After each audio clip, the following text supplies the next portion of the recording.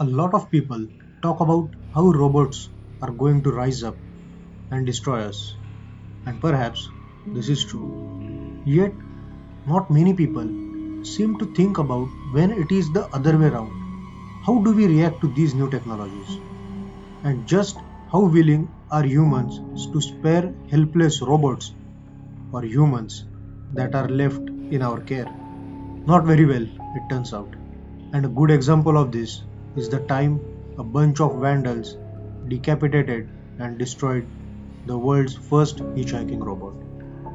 Before we head into our today's story, if you are new to our channel, please consider to subscribe our channel by hitting that red button and turn on all the notifications so that you will never miss any of our weekly uploads. So let's get back to the story.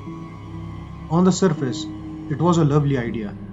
In 2013, professors David Harris Smith of McMaster University and Frauke Zeller of Ryerson University created what they called the Hitchbot, an experiment with the aim of answering the question of how human beings interact with new technology as well as helpless people.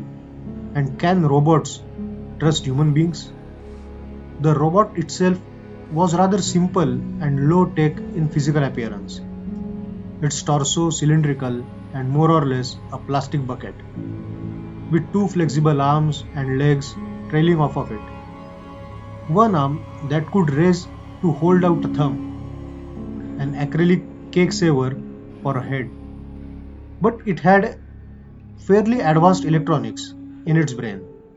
It was able to talk to people in a rudimentary sense and could hold very basic conversations, able to throw out numerous factoids in the process in what was hoped to be an entertaining way.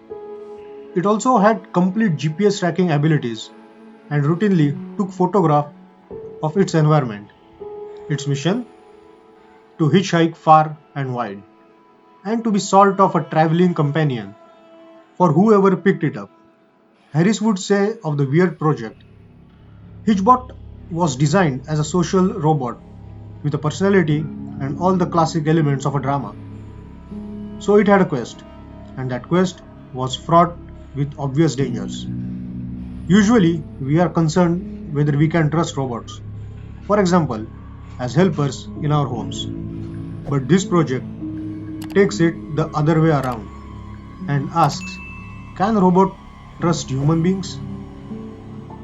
The Hitchbot was let loose to successfully hitchhike across Canada, Germany, and the Netherlands, usually left out to ask passing vehicles for a lift, after which it would be dropped off at the next location, all unattended and unsupervised. It was a smashing success at first. People loved it, even being flown in an airplane cockpit.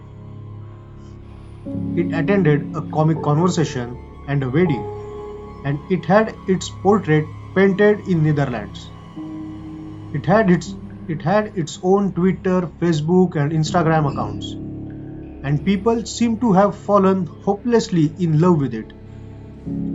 As its progress was tracked, there were places where it became so popular that its handlers were forced to even turn off its GPS to keep crowds of people from bothering the people whose homes it rested in. It would travel nearly 7,000 miles in these countries without issue, before finding itself in the United States, where it was meant to take a cross-country tour. The creators were curious to see how far this little robot could make it out without supervision. And so far, he was exceeding all expectations. He was meant to start his trip in 2015 in Marblehead, Massachusetts, from where he would make his way all the way to San Francisco, California. And it even had a sign on it that read San Francisco or bust. At first, things went very well, with the robot touring sites in Boston, Salem, and managing to take in Fenway Park and Times Square, New York. and somewhere in the vicinity of Philadelphia, Pennsylvania, is dropped off the grid. For several days, its creators tried to get a bead on where it had gone, and then they found out in the most tragic of ways. 2 weeks after it had begun its tour of the United States, some passerby managed to find the little robot lying by a side of Philadelphia Road, and it had seen better days. The machine had been totally trashed, with its head torn off and wires hanging out of it, its arms and legs either torn off or violently twisted around its body. The death of the Hitchbot was met by an outpouring of sadness, anger, and outrage over social media, and blame was leveled at two YouTubers who the robot was last seen with, although they denied any involvement and insisted they had dropped it off. There is no evidence to hold them responsible, and the mystery deepens in that there was no photo taken by the robot of its killers. With Zeller saying, "It didn't take any pictures, unfortunately, of the culprits. They were lucky because it takes images every 20 minutes or so. It must have been in between that interval." In the meantime, the creators haven't sought to press charges. Indeed, it doesn't seem to be over, as Hitchbot has been rebuilt in 2019 once again as Hitchbot 2.0, which will hopefully have better luck than its predecessors. In the end, the people responsible for the destruction of the original Hitchbot have never found or charged, and it leaves us wondering just how successful the experiment was. If the aim was to gauge how humans would react to new technology in an unsupervised environment, then it was ultimately a failure. In answer to the creator's original question, can robots trust humans?